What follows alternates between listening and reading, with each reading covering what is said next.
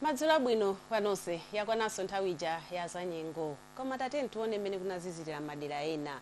Kwa Lobi kunazizira kwambiri ndi madigiri okwana 6 koma kuzuzu Chitedze ndi Ukiya kunazizira ndi madigiri okwana 8 Ukaronga 10 pomwe kuPhalombe kunazizira ndi madigiri okwana 11.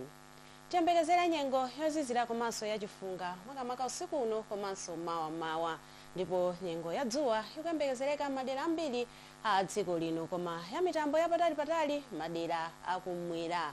Mphepo yamphamvu ikupitirira kuomba pa nyanja zathu zonse kotero kuti onse ogwiritsa ntchito nyanjazi akupemphedwa kukhala osamala nthawi zonse.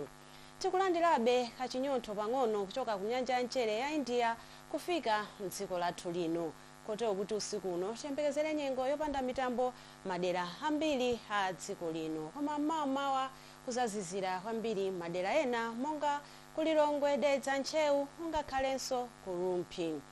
Ndipo maomwewo tiyembekezere nyengo ya dzuwa madera achigawo chakumwera pakati ngakhalenso kumpoto kwa dziko lino.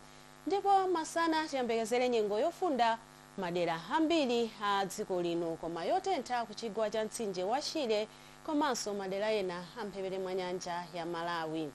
Masana omwewo tiyembekezere nyengo ya mitambo yapatali madera ena achigawo chakumwera koma nyengo ya dzuwa madera achigawo chapakati komanso kumpoto kwa dziko lino. Ndipo mkucha lachiwiri tiyembekezere nyengo ya dzuwa madera ambiri a dziko lino. Zikomo kuonera za nyengo munali ndine Charity Mapondo. Khalani ozindikira dziwani za nyengo.